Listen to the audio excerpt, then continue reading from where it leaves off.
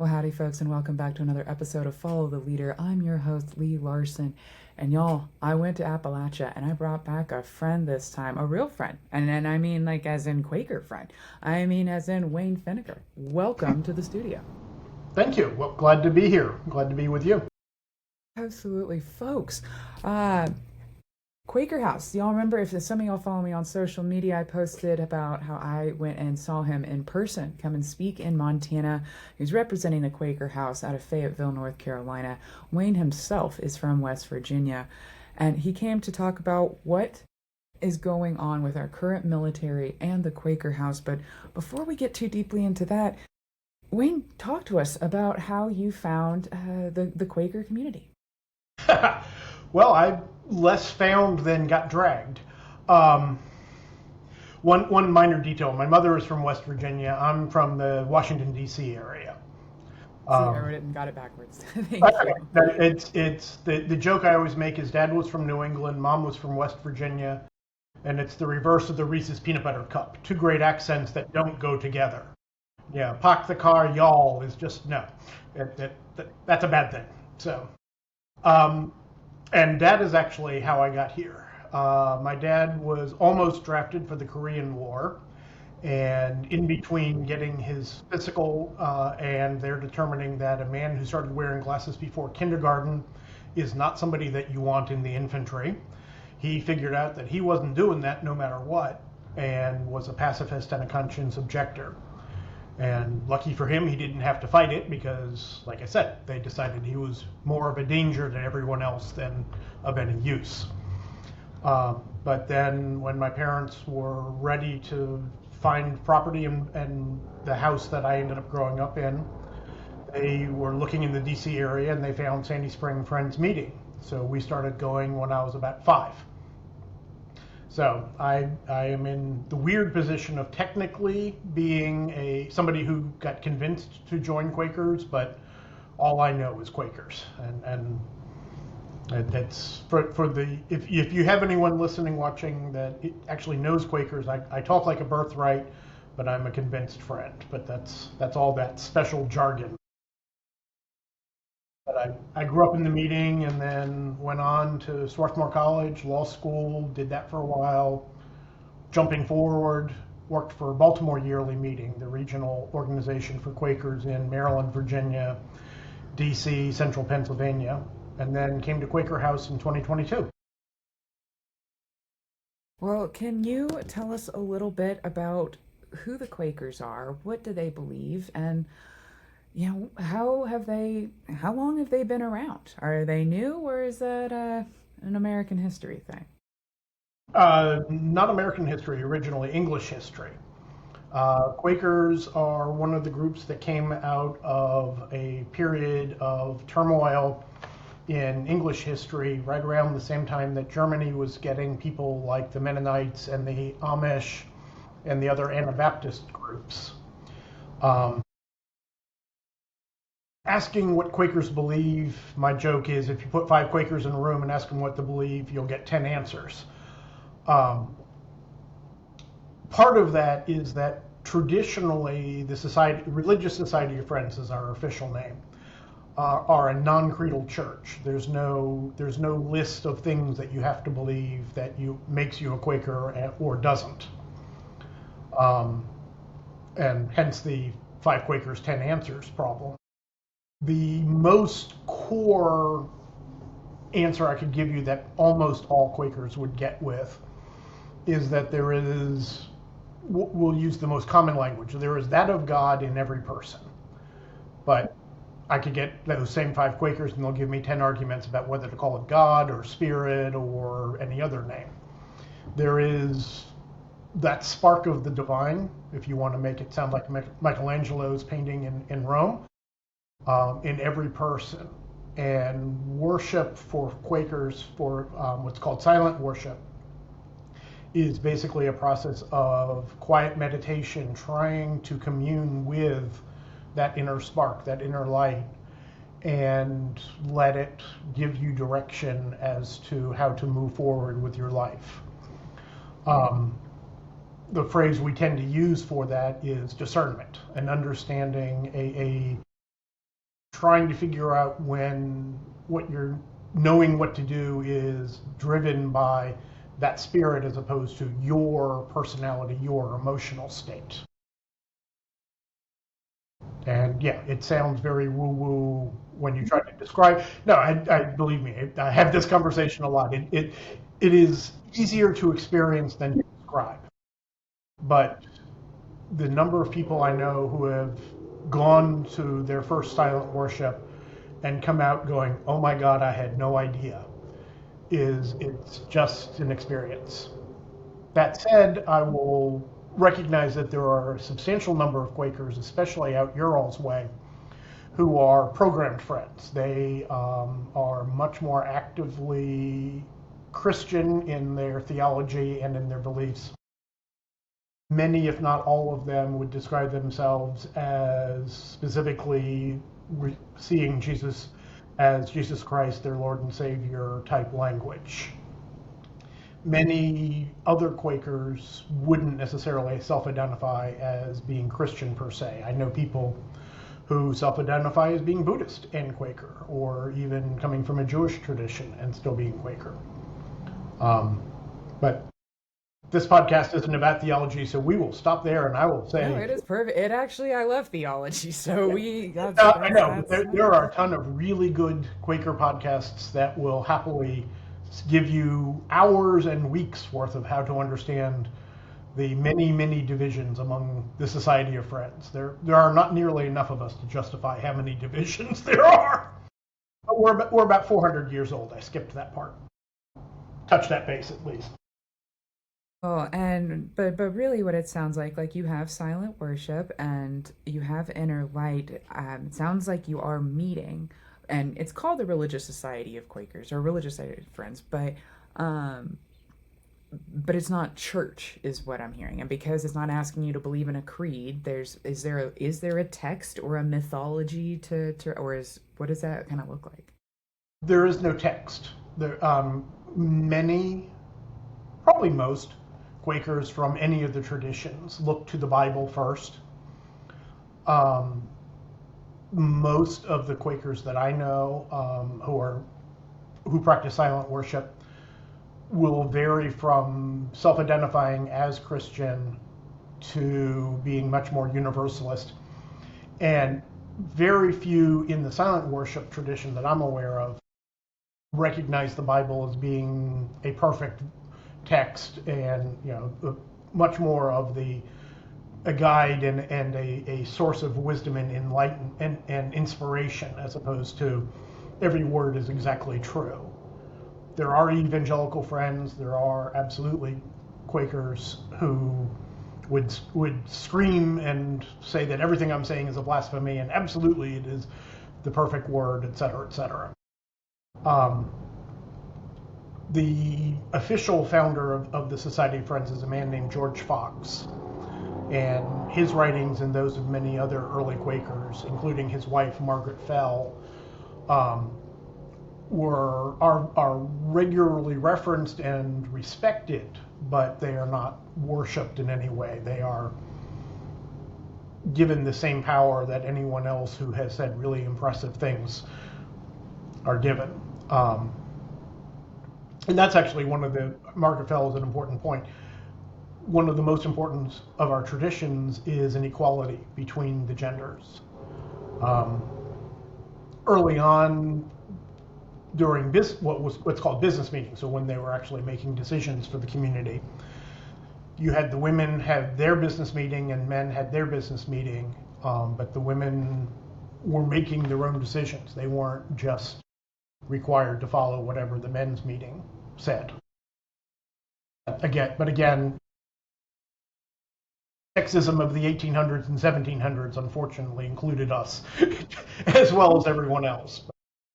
And I mean, I think about what Quakers like. You talk about equality, you talk about that divine spark. How did that play into women's rights or slavery or Native American genocide particularly back in colonial era? Our history pretty much qualifies as we were doing what everybody else was doing, and then we figured out that maybe there was a better way before everyone else. There is a book called A History of Quakers in America for 350 years. And in there, at one point, I'm not going to get the exact phrasing, but basically, he talks about the different movements that Friends have been part of, and that we have a tendency to start the movement, get it going, and then once everybody else says, oh, that's a good idea, they pick up the ball, and then we move on to something else. So Friends were among the first to advocate for emancipation and getting rid of slavery. And by the roughly 1800s, and I'm not going to get the dates exactly right, most, if not every yearly meeting in the country had basically mandated that anyone who owned slaves either needed to free them or make provision that they would be freed upon that person's death.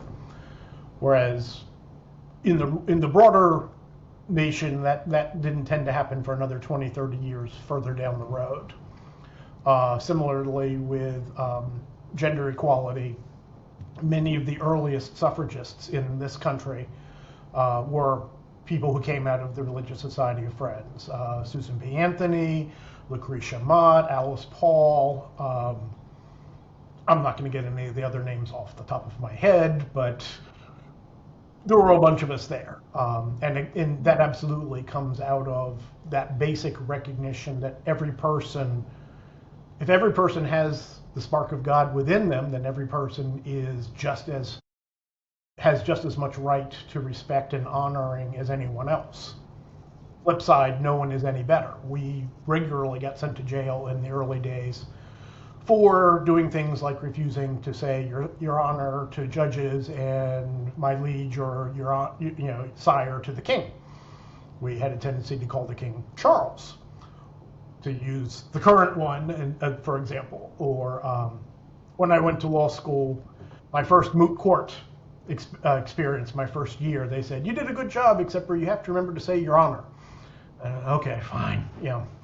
Sorry, that's not the world I grew up in, but yeah. And that continues to this day.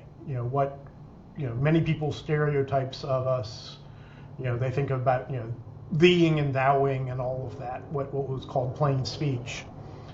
And that was when English had different pronouns depending on the level of respect you were giving somebody, just as many other languages do. Japanese is an easy example. And theeing and thouing was using the same familiar pronouns to every single person, no matter who they were. Male, female, king, judge, pauper. And then, of course, I'm sorry, go ahead. Is that something that like you carry to this day? Is that a Quaker thing that the equality and not using deferred language? Many. If you have a law degree, you do try to occasionally throw in your honor, just to keep yourself from getting thrown into into the prison for contempt. But it is very, very common that friends will refer to each other and just as first name, or if for some reason I needed to call somebody needed to call me by my last name, they might call me Friend Finegar. But the idea of calling somebody Mr. Such and Such is just confuses me. Every time somebody calls me Mr. Finegar, I say the last one who liked being called Mr. Finegar was my grandfather. So, but yeah, and obviously we don't do plain dress anymore. But most friends tend to be kind of boring in their outfits and all of that. That there's more important things to do with your time and your energies. But if you happen to feel like you really want to wear bright colors, we're good with that too. Which and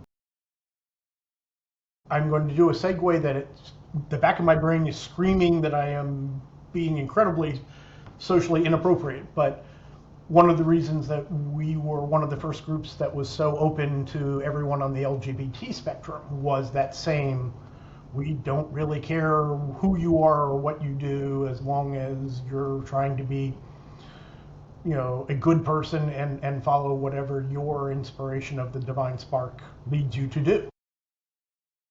And I feel like I just segued from flashy clothes to gay people, and that's not what I'm trying to do at all. My middle child is somewhere in Alaska screaming, "Dad said something wrong." So, Well, and thank you for kind of going in the weeds with me and ask. Oh, hello, kitty cat. yeah, sorry, Bay learned during the pandemic that when people are on a camera, he gets attention. Oh, yes. Well, I have my dog sleeping in the background. I don't know if you can see it, but um, so it's non-creedal, no titles and distinctions. That's because of equality. You talked about your embrace of gender, racial, and sexuality.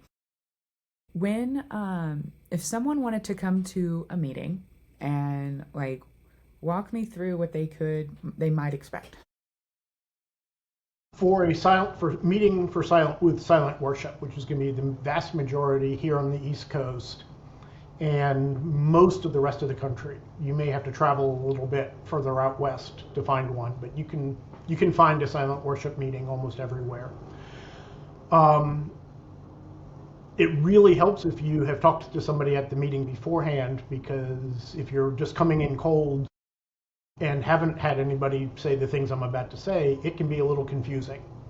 But basically, you're going to come in, you're going to sit down. Other people may be in the room already.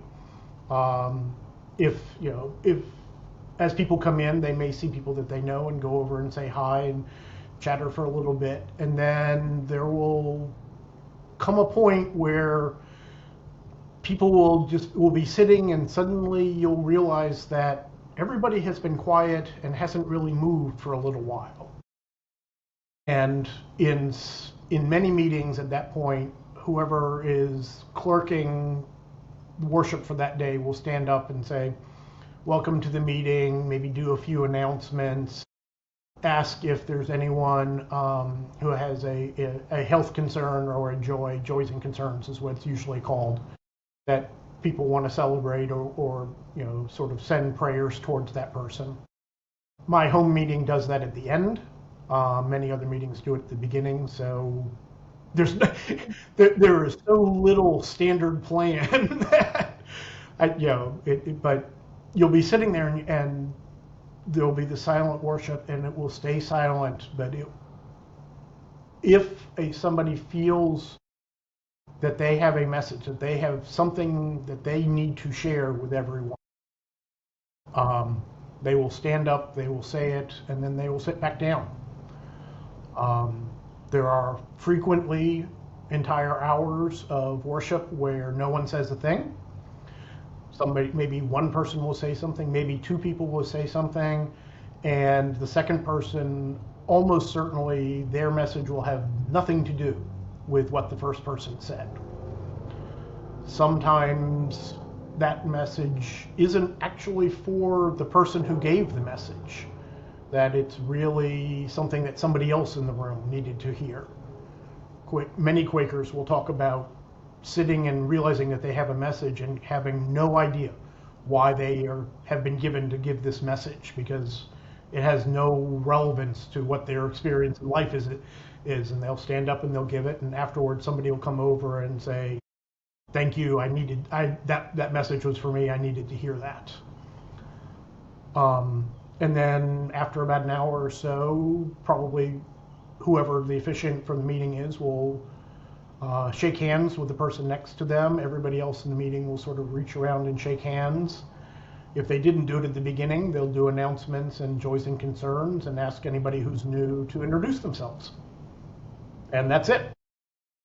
I know of people who didn't come in prepared and sat for the entire hour waiting for the service to start, and then suddenly everybody shook hands and left, and they're like, "Wait a minute, I missed it."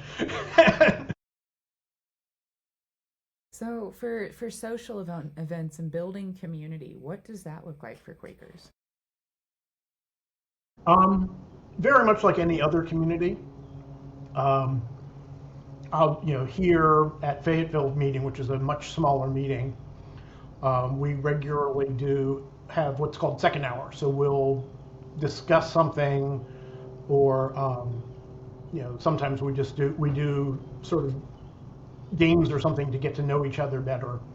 One that we've done occasionally recently is a thing where people take two pieces of paper and they write a silly question, and I just got something in my eye, I apologize. They'll say a silly question or something deep and meaningful on two different pieces of paper. We'll fold them up, put them in a little thing, so sort of like playing charades, jumble them around and pass it around. Somebody will pull it out and read it, and then whoever wants to will answer either the silly question or the serious questions. My home meeting in Sandy Springs is a very large meeting. We do, there's what's called first day school, child education during meeting for the kids. We have a large graveyard at home, so when it's Easter, they will have died somewhere around 150 to 200 eggs, and then the older kids will hide all of the eggs in the graveyard, and then we let the little kids first, and then the bigger kids go romping all over the graveyard, finding all of the eggs. So, okay, but like I the silent worship, and then I was just trying to see like how can people get more involved, because it's like the silent, and then I didn't know if there was some sort of book study or it's not Bible obviously, and there's no, many times people will do Bible study, or in larger meetings especially, there's a tradition called Friendly Eights, where groups of Quakers who sort of live near each other will the meeting will coordinate it and put together a group of 8 people who sort of live near each other, and they'll get together maybe for a potluck at somebody's house once a month to sort of get to know each other better and develop those relationships. So it's very much like any other community where you're trying to build those relationships and self-connect, the private connections that are the most important. Well, and I'm so glad that the Quaker House has survived over the years. And you talk about being a conscientious objector, because here we are, and we are now a week almost into our strikes on Iran. And I saw you days before that, and you were already concerned. So, folks, as mentioned at the beginning, I saw Wayne here in Great Falls, Montana, coming to talk about how the Quaker House supports military service members. I know it's a little confusing, because when I say, hey, I got an update for the Quakers, they're like, they're pacifist. What do they know? And it turns out you guys know a lot. So let's talk about, talk to us about how the Quaker House supports military. What does that mean? What does that look like? Okay. Well, and I'm going to do the really short version because you've already heard part of this, but we came out of the peace movement in the 60s, like so many other groups. Unlike so many of the groups that were just opposed to the war in Vietnam, or were just opposed to the draft, or maybe opposed to both. Because Quakers start with that discernment, that meeting each person where they are and who they are, and the assumption that every person needs to find what the right answer for them is. When soldiers came to the Quakers in North Carolina saying, we need help here at Fort Bragg, which for anyone who doesn't know is one of the largest Army military bases in the country. Roughly 55 to 60,000 people in uniform, about the same number of people in civilian roles on base, and then of course dependents and all of those folks. It's now, among other things, still then was also the home of Green Berets, Special Forces. It is the headquarters for Army Special Forces Command and Joint Special Forces Command nationally is headquartered here as well. So when those soldiers came to Quakers and said, we need help because we got drafted and we don't want to be in the Army and what can we do? It wasn't a process of saying, well, here are the things you have to do. It was and always is to this day. You say you need help. Let's figure out what you need. What is it that you're having a problem with? How can we help? It is non-directive. It is supporting whatever your situation is without being judgmental, without saying that's the right answer, that's the wrong answer.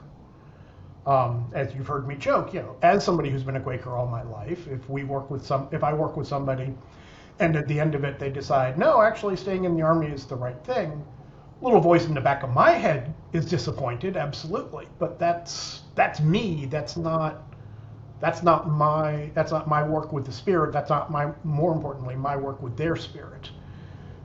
If they have found what is right for them, I absolutely honor that. That is my faith, and that's literally also my job. So where we started, of sitting with soldiers on a couch in the front of the yard of the original Quaker House, to where we are now in 2026, we're one of the key elements to a national organization that's called the GI Rights Hotline, that takes that same model and has become a national source.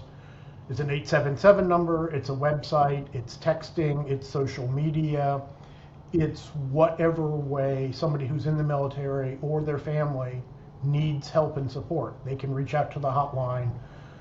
They may end up talking to somebody who works here at Quaker House. They may talk to somebody who works with one of our allied groups. But it's always that same non-directive, what do you need? How can we help you? Regardless of what your situation is. And the other half is we have a counseling service here in North Carolina and Virginia, where there are people who are actively broken, shall we say, who need therapy and for whatever reason aren't able to obtain it from the military.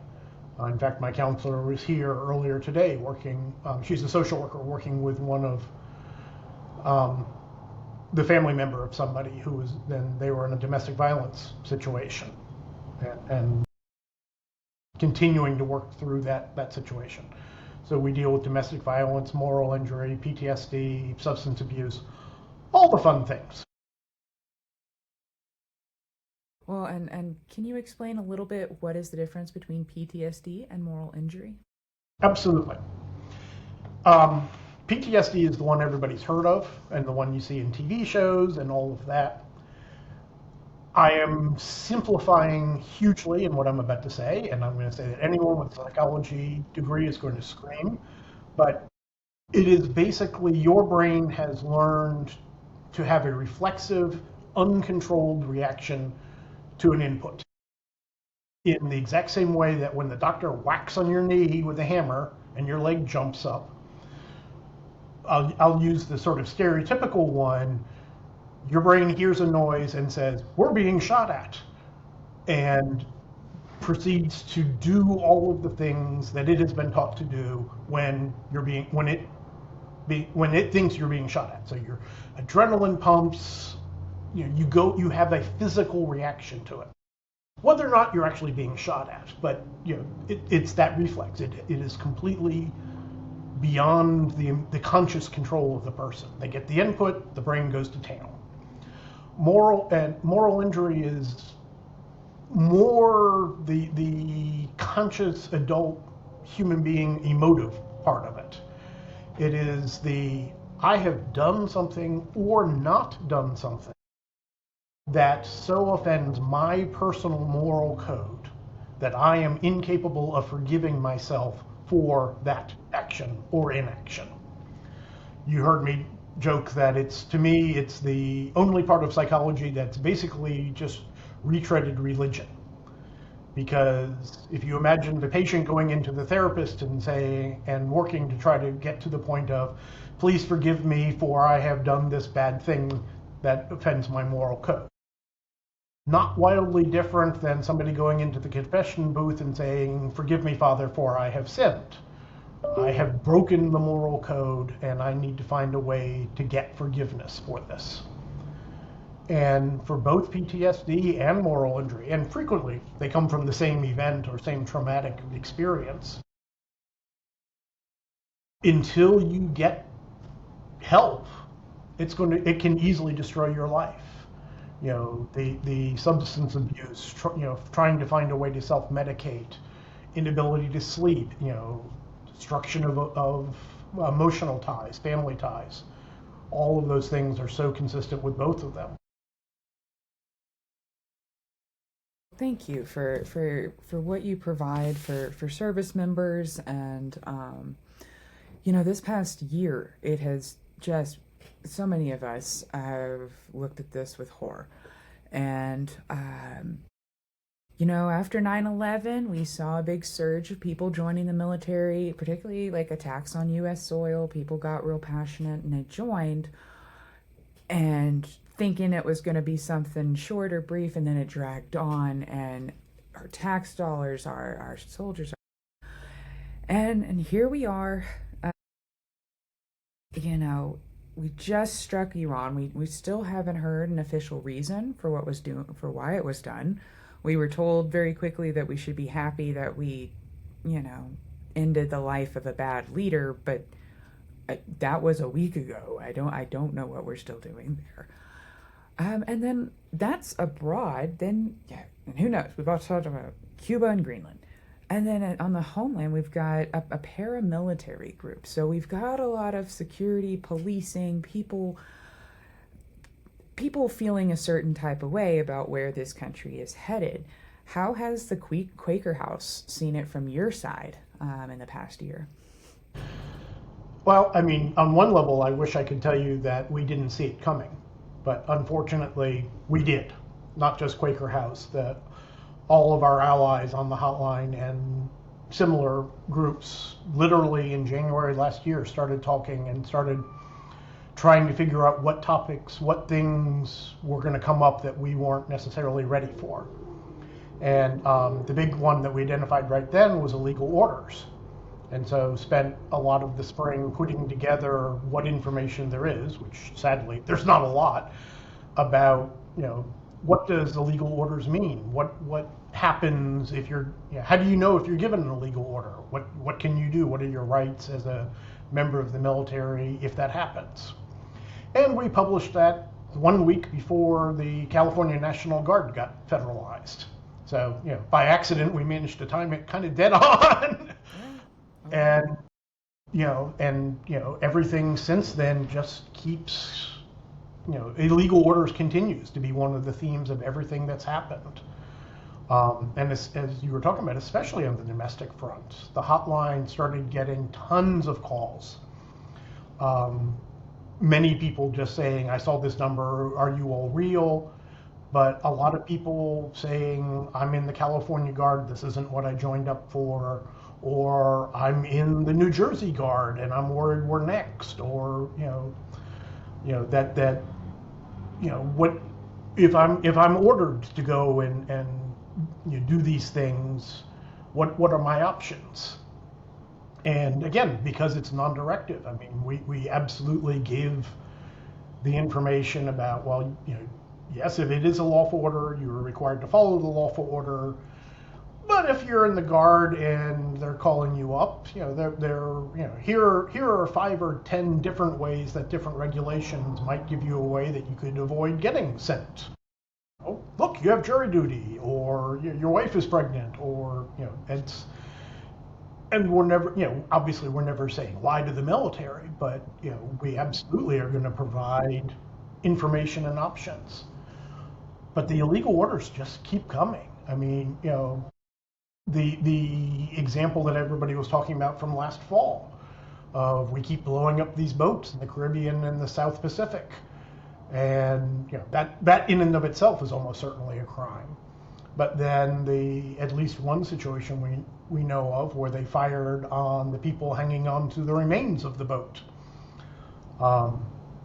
There is a book called the Rules of War that the military is supposed to follow. And among the different types of people that book defines is literally a specific class of people called the shipwrecked.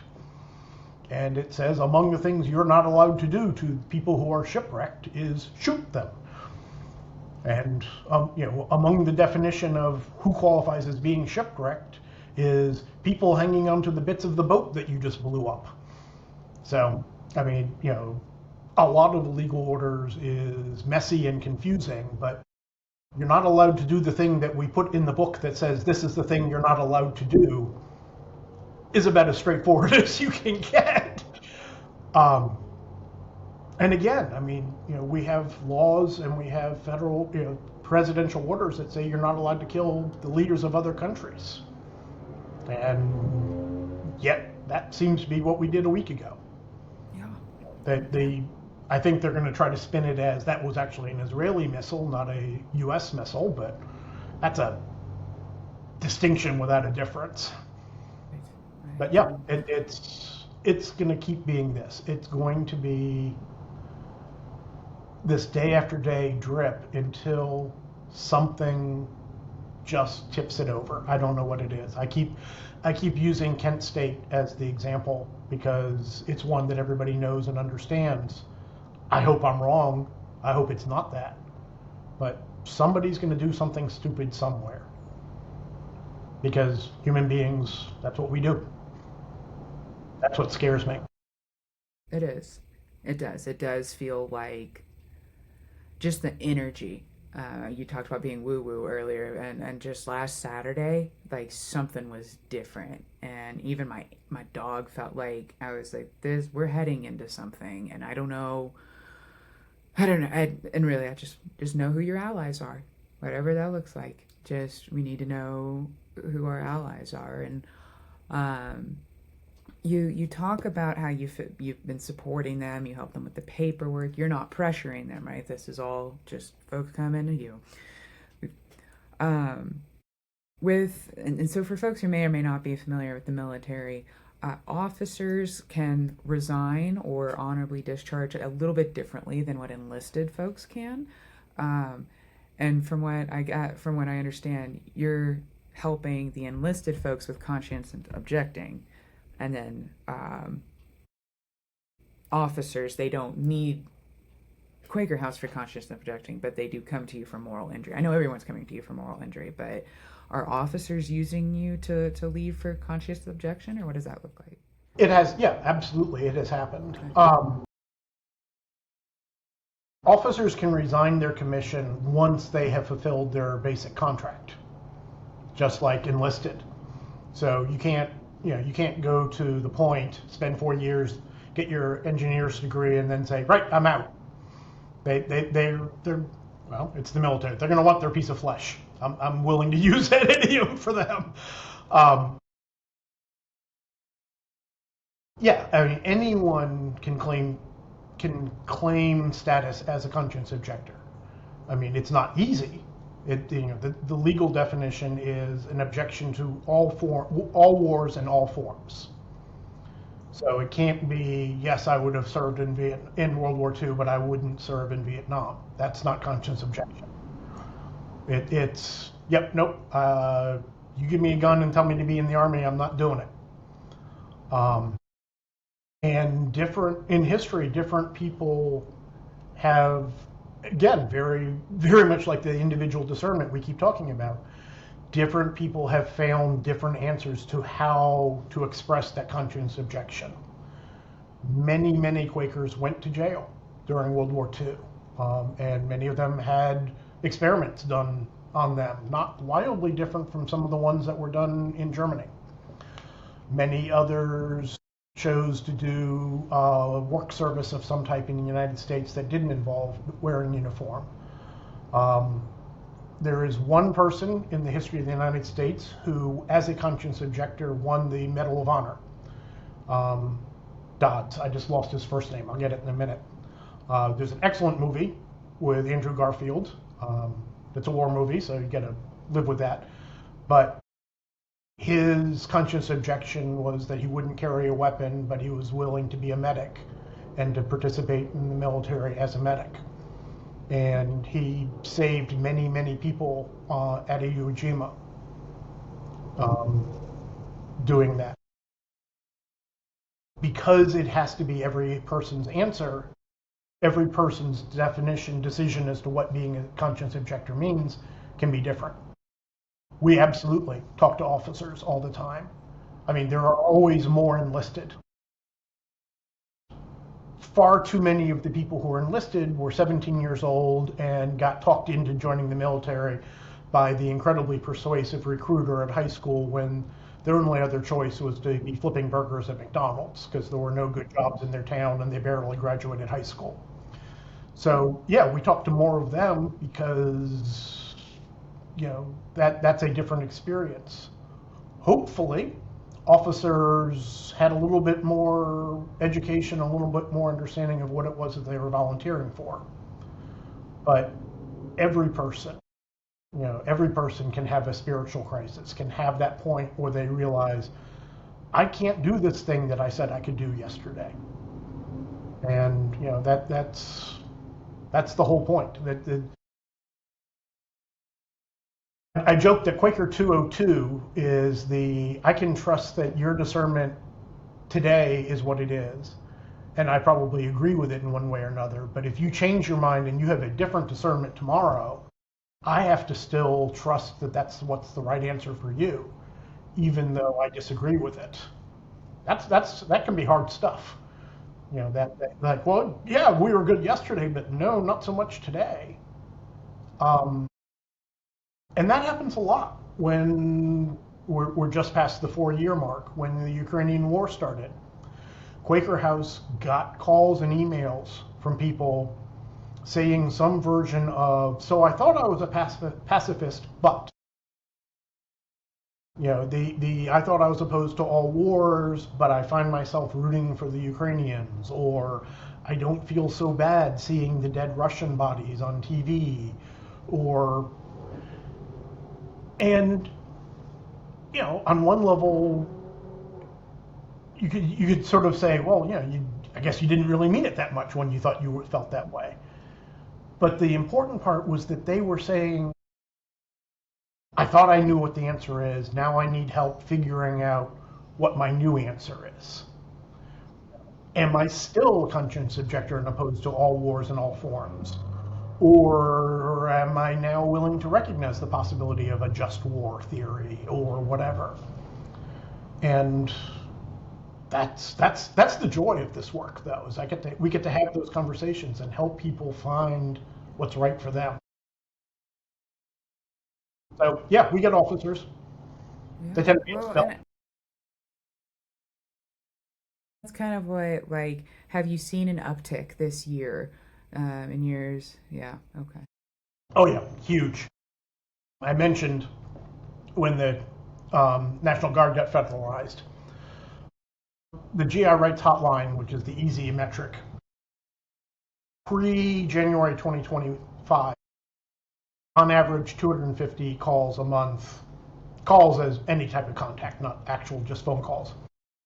We're now running closer to 300 to 350.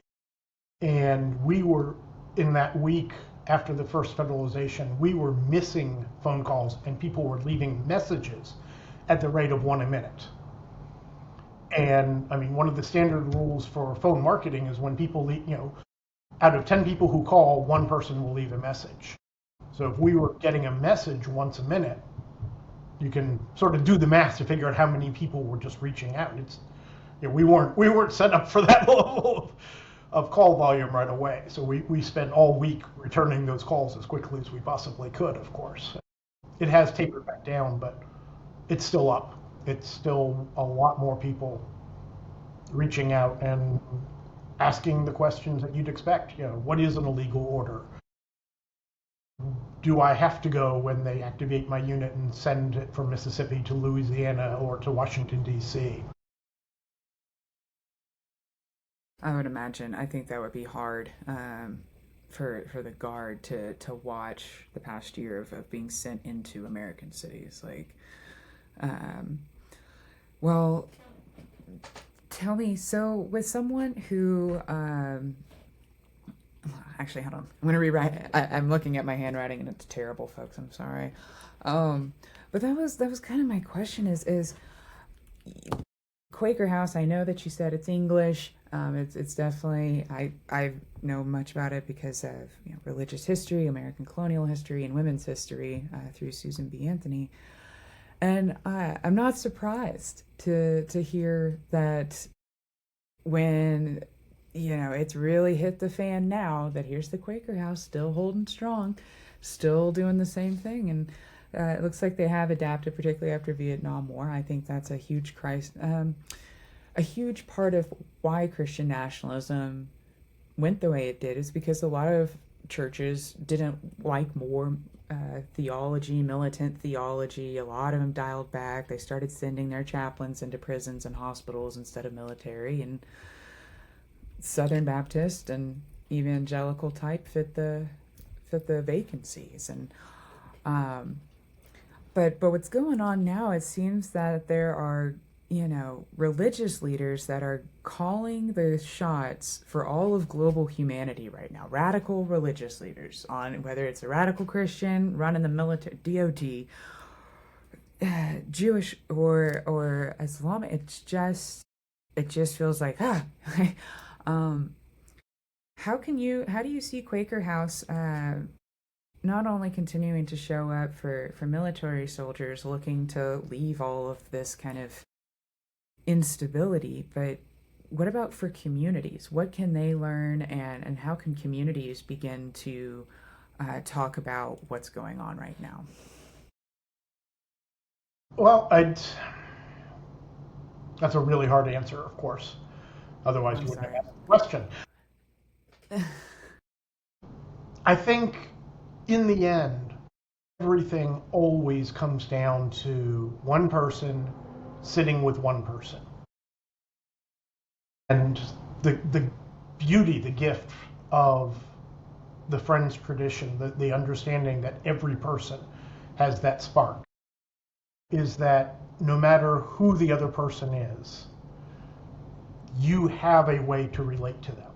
No matter how much you disagree with them, no matter how wrong they are, they still have something that is, if you want to use that type of language, is holy, is blessed, is divine. And after that, it is your job as a person to find a way to make sure that they understand that you respect that part of them, that you can disagree with them completely, and yet you still honor them, you still respect them. Growing up as a Quaker, partially it was the late 70s, partially I was 10, but the only message I got about the military was all soldiers bad. And obviously that's wrong. And I was 10. As an adult, of course, are there bad people in the military? Absolutely. Are most of them bad? No. Do I wildly disagree with many of the things that they choose to do? Yes. But they're still people, and they're still basically good people who have made different decisions for different reasons than my decision. I think what you get with Christian nationalism isn't Christians, isn't religion, it's power. It is just like any other group, organization that has figured out, here are the rhetorical tools that I can use to get power, and get more power than I deserve or should have. And it's the Bible thumping preacher, the politician who others the bad people, so that the people everyone will follow them because they're the leader who will go and defeat the bad people. The poem, and I never get the words right. I really do need to memorize them someday. About they came for this group, and then they came for that group, and then when they came for me, there was no one left. I keep joking that it's not supposed to be a checklist, and yet we have groups now who clearly are using it as let's start at the top of the list and work down. It is always power. When you talk to people, when you talk about rape or power games inside prison systems, inside the military, it isn't homosexuality that's causing those situations. It's power relationships. It's I have no control over any part of my life, or I feel I have no control over any part of my life. So I am going to find a thing that will make me feel better, make me feel like I belong, like I have some value. And unfortunately, it's too easy for human beings to do that by making somebody else lesser. Whether it's people of color, whether it's people of a different religion, whether it's people of a different sexual gender identity or whatever. It always is, the only way I can find to make myself feel better is by making myself think that you are lesser. And the only way to defeat that is to not give that person the opportunity to make you lesser. We all learned in elementary school that the way to defeat a bully is to not, not give them the satisfaction. And it's kind of the same thing. If somebody's trying to bully you about religion, just love them regardless of what they're trying to other you as being. And if they don't have anything to make you less than, then they're going to move on. They're not going to win. It's a I lot mean, easier to say that than to do it. I am fully aware, but I don't no, know. I mean, I don't that's, know a better answer though. It and thank you, because it's just it's a tough time. And you've just shared on how you've gotten an uptick in calls and uptick in um, both enlisted and officers leaving. I know high rank. I know we've seen a lot of high ranks being dismissed. That's another concern. And while we're glad to see that there is a strategy and exit path for those who seek to leave the military, is that, shouldn't we be concerned? I mean, that kind of sounds like, if, for someone who knows, to me, I thought immediately of the Wehrmacht forces, how and leading into Nazi jet, people started to leave until they couldn't. And can you share a little bit on that? I don't know. Not the Wehrmacht forces. That's okay. That's not. No, no, But yeah, I mean, do you I share those mean, concerns too? absolutely. I mean, when I talked in Great Falls, I am fairly positive that I commented on that. To me, the current leadership of the military is overtly trying to return the military to what they think it once was, of an all white, all male, all Christian force. And of course, it was never any of those things. The first person who was killed during the American Revolution was a person of color. I'm now going to get a bunch of letters from people telling me I'm wrong about that, but that's what they told me in elementary school. So um, it's people wanting to get power and to keep power by feeling that they are better than everyone else. And we just have made the mistake of letting those people get actual power. I said before, I grew up in around DC. I grew up with people whose, kids whose parents were military, were State Department, were intelligence community, were any of the hundreds of other agencies. My dad worked for the Social Security Administration. And all of those people were good people who wanted to make their world better and had decided that being part of the federal government and was the way to make the world better. If you're going to participate in the government, that's what you should be trying to do. Not trying to make it better for white people, for white men, for white Christian men. You should be trying to make it better for everybody. And very few people find that their life is better when you kill them. Very few people find that their life is better when you fire them and take away all of their benefits and deny them health care or whatever else they need to be able to live their life. I'm not sure that actually gave you an answer, but I'm not sure I have an answer to your question. It's okay. It's just When I it's have one, then my I'll run for president. no. Well, and what I'm hearing essentially is morale is low, and because of it's just nothing about it is grounded in truth. Like, in terms of light, like you want to, it's Christian, but it is certainly not anything that I recognize, or they're claiming Christian, using Christian symbols, but um, the entire affair. I mean, to have, I mean, as I mentioned, like, um, over the weekend, military commanders talked about how this is Armageddon and biblically sanctioned, and no one in this administration said no, it's not.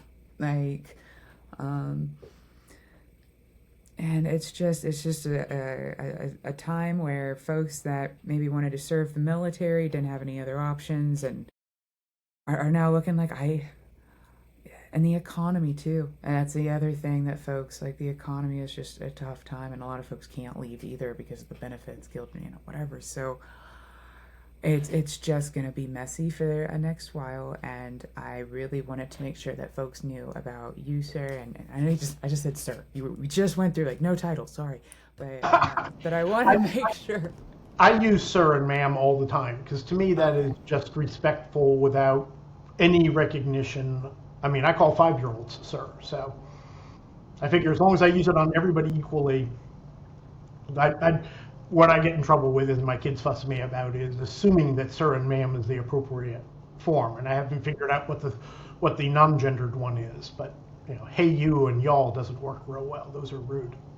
But I want to go back one step, and I know we need to end soon. But every hero movie, every Western, the third reel, halfway through the third reel, the hero is at their lowest point.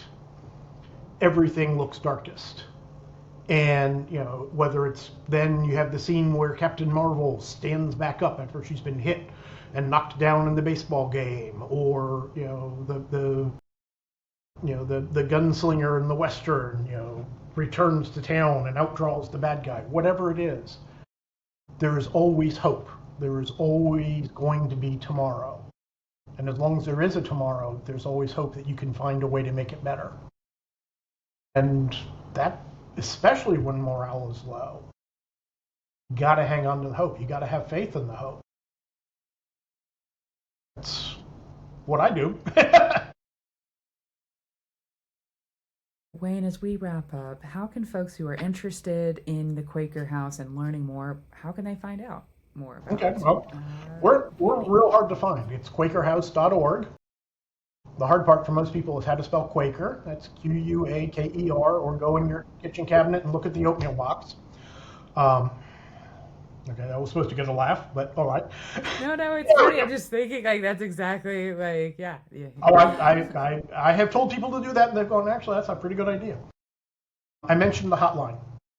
Anyone in uniform, anyone who has a family member in uniform, 877-447-4487. GIRightsHotline.org. I've got the two people who work for me have been doing this for 25 years.